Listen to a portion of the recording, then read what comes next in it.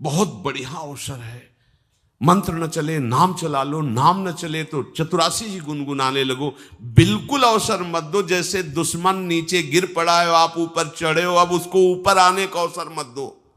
ऊपर आने का अवसर दिया तो अब आपको ऊपर आने का अवसर दुश्मन नहीं दे पाएगा। ध्यान रखना, एक बार अगर अब मन चढ़ गया आपके ऊपर और मनमानी आचरण करा लिया तो आपको भजन लायक नहीं रखेगा, क्योंकि वो समझ चुका है कि तुम ऐसी जगह पहुंच चुके हो कि अगर अब हम इसको हरा ना पाए तो मुझे जिंदगी भर इसका गुलाम बनना पड़ेगा। मन ने देख लिया है कि अब हम मारे जाएंगे, अब मुझे मरना पड़ेगा, तो वो आखिरी कोशिश करके आपका नाश करेगा। बस आप सावधान हो जाओ। इस समय आपके घुटने उसके गर्दन के ऊपर हैं, ऐसा समझो, क्योंकि सदगुरु आश्रय, संत आश्रय, सत्संग, नाम धाम आश्रय। अब वो विचलित हो रहा है, भड़बड़ा रहा है, कोई तो मिले ऐसा, थोड़ा तो हमें जीवन दान दे, क्या विषय भोग, थोड़ा तो मुझे विषय सेवन करने को मिले।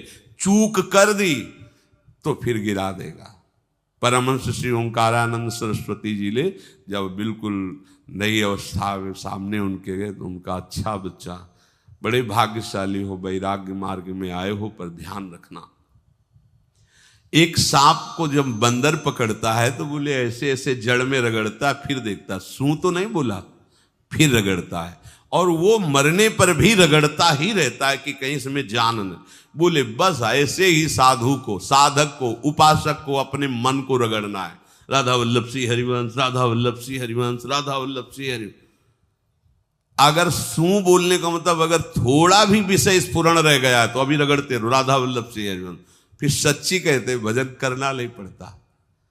जैसे भजन थोड़ी करना पड़ता है ही नहीं भजन, किसी और कुछ क्या करे, कुछ है ही नहीं यंत्रों में, वो स्फूर्त केवल वही। अब उसको भजन थोड़ी करना है, रह ही नहीं गया, कुछ करना ही नहीं रह गया है। हंस रहे, खेल रहे, बात कर रहे, खा रहे, पी रहे, चल रहे, ठाड़े बैठे परे उताना, कबीर काहे हम राय ठिकाना, हर समय। पर वो स्थिति प्राप्त करने के लिए निरंतर अभ्यास की आवश्यकता है। श्री भगवान कह रहे हैं कि परमम पुरुषम दिव्यम याति पार्थानुचिंतयेत, जो मेरा सदैव चिंतन करता रहता है, दिव्य परम पुरुष का साक्षात्कार उसको अपने चित्त में ही हो जाता है। चित्त स्थान भगवान वासुदेव का है। शरीर छोड़ने के बाद नहीं, शरीर रहते ही ऐसी आनंद की वृत्ति उदय होती है। अब उनके लिए शब्द ही नहीं तो क्या वर्णन करें, ऐसी आनंद की उसी आनंद में वो आनंद समुद्र प्रभु प्रकाशित होने लगते हैं। पर उस आनंद में जहां आपका थोड़ा प्रवेश होता है, आप उलझ करके विषय की तरफ चले जाते हैं। ध्यान देना हमारी इस बात को, यह अनुभवगम्य बात कहते हैं। जब आपको भजन का थोड़ा आनंद मिलेगा तो आप थोड़ा निश्चिंत जैसे होते हैं, उसी समय मन आपको विषयों में फंसा देगा। जब आपको भजन का अभ्यास बढ़ने लगे, आनंद मिलने लगे, तो आपको उदासीनता बढ़ानी है, हंसना नहीं है, लोगों से मिलना नहीं, खेलना नहीं है, क्योंकि इस समय चढ़ाई का है। आनंद स्फुरित होने लगा, बचाओ, बिल्कुल आसपास से सुरक्षित हो जाओ। वो आनंद ही आपको ऊपर ऐसी स्थिति में ला देगा जहां ये विषय नहीं ले जाएंगे। भगवान कह रहे परमम पुरुषम दिव्यम याति पार्थानुचिंतयन्, जो निरंतर अभ्यास चिंतन का करता है उसे चित्त में ही भगवत साक्षात्कार हो जाता है। अगर आप सावधान नहीं रहेंगे, चिंतन सही नहीं रहेगा आपका, तो किसी भी अवस्था में ये विषय चिंतन छूटने वाला नहीं।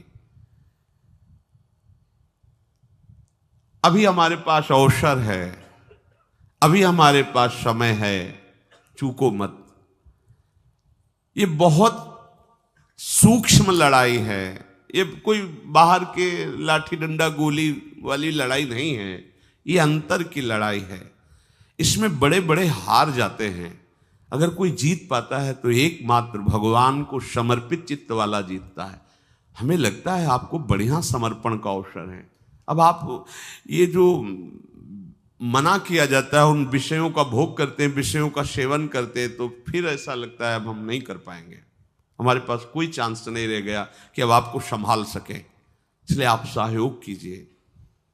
ये बाहरी आनंद 4 दिन का है, मान जाओ, बाहरी आनंद। ये श्री जी के मार्ग के लिए हम कह रहे हैं किसी जन्म में भगवत प्राप्ति करनी। अगर आप नहीं कर मानोगे, मनमानी आचरण करोगे तो भ्रष्ट हो जाओगे।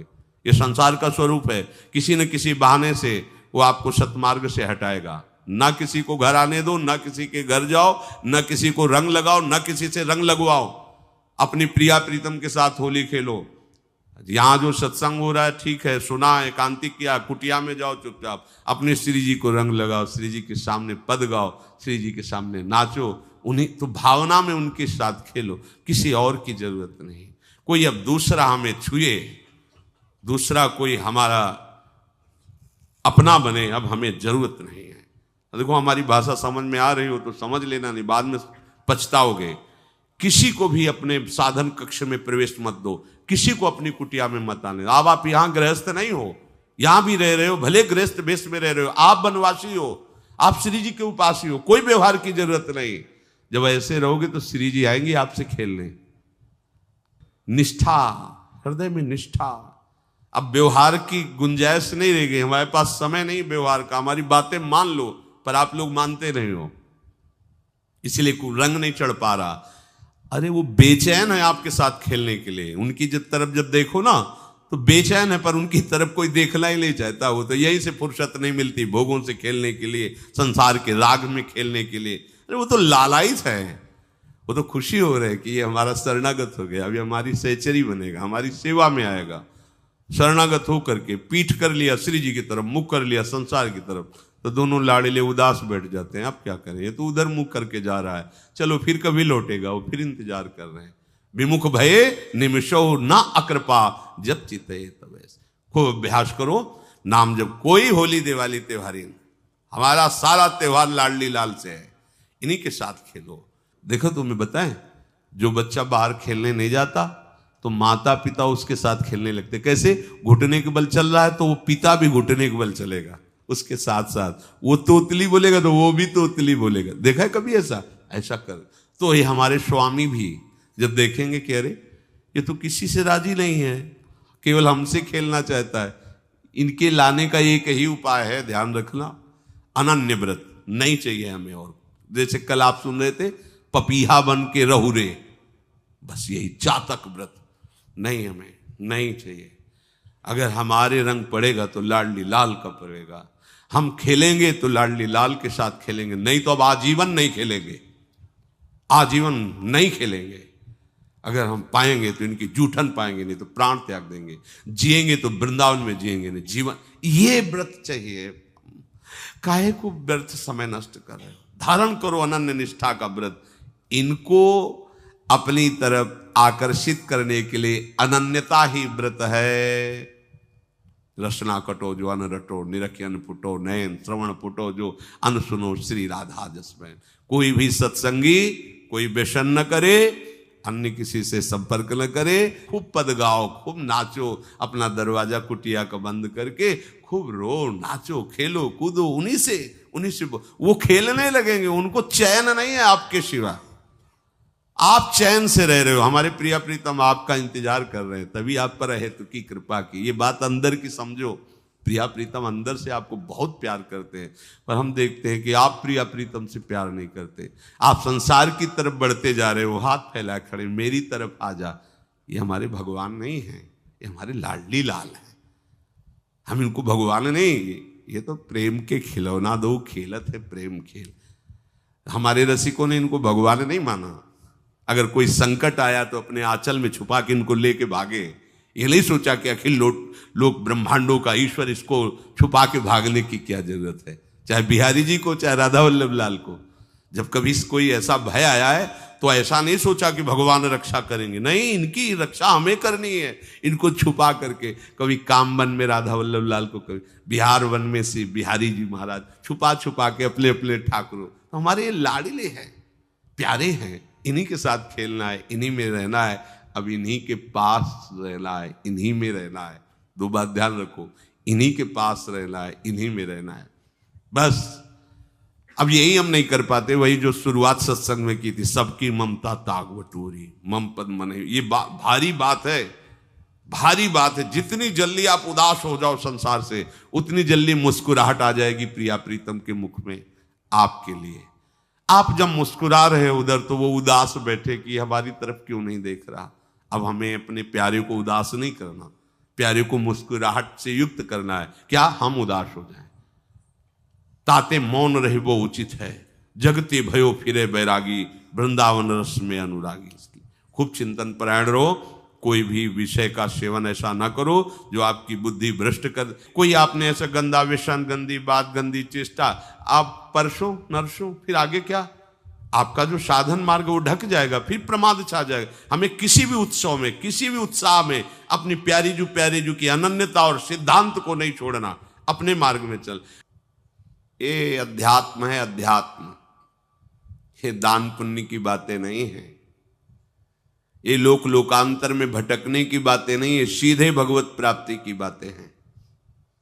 यत करोषि, जो भी तुम करोगे वो तुम्हें अपने आराध्य देव के लिए करना है, आराध्य देव को समर्पित करना है। देहाभिमान अभी कुछ ही समय में गलित हो रहा है, ऐसा आपको अनुभव होने लगेगा। कैसे समझेंगे देहाभिमान गलित हो रहा है? जब आपका अपमान हो और आपको कोई फर्क न पड़े, आपका सम्मान हो, आपको कोई हर्ष नहीं हुआ, बड़ा लाभ हो गया, कोई सुख नहीं हुआ, बड़ी हानि हो गई, कोई दुख नहीं हुआ, शरीर स्वस्थ है, कोई हर्ष का विषय नहीं, शरीर अस्वस्थ है, कोई शोक का विषय नहीं। यह है देहाभिमान गलित होने का स्वरूप। यत करोषि, तो जो भी हम करें, पापाचरण भी करें तो श्री भगवान को अर्पित कर दें। बोले नहीं, तस्मात् शास्त्रम प्रमाणम ते कार्याकार्यो व्यवस्थितो। जो तुम्हें करना है उसमें प्रमाणित कार्य करने हैं, शास्त्र के अनुसार। यत करोषि, अब जो भी करोगे शास्त्र सम्मत करोगे और प्रभु को समर्पित करोगे। देहाभिमान बहुत जल्दी गलित हो जाएगा।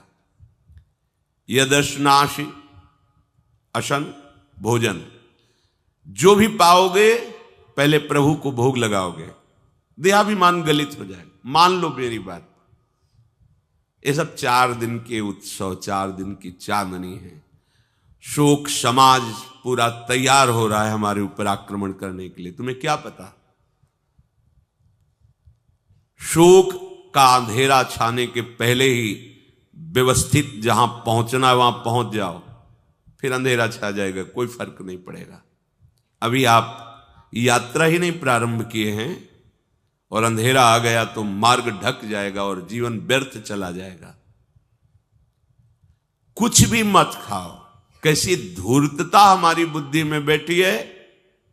रसेंद्री की तृप्ति के लिए हम गुरुजनों की आज्ञा को रौंद करके चंद विषयों का सेवन करते हैं। धिक्कार है जीवन को।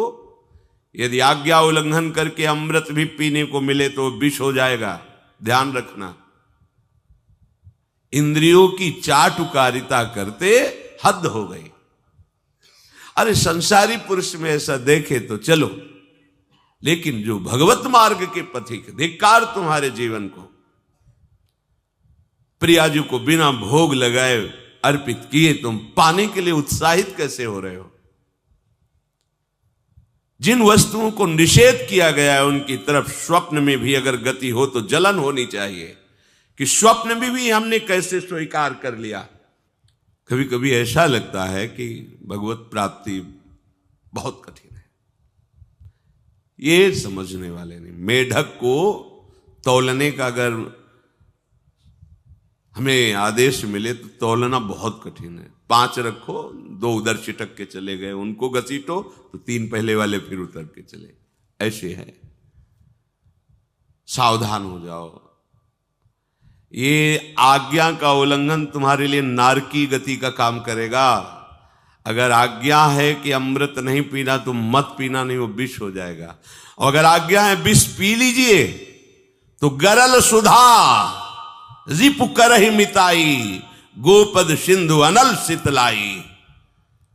वो विष अमृत हो जाएगा, तुम्हारा शत्रु तुम्हारा मित्र हो जाएगा।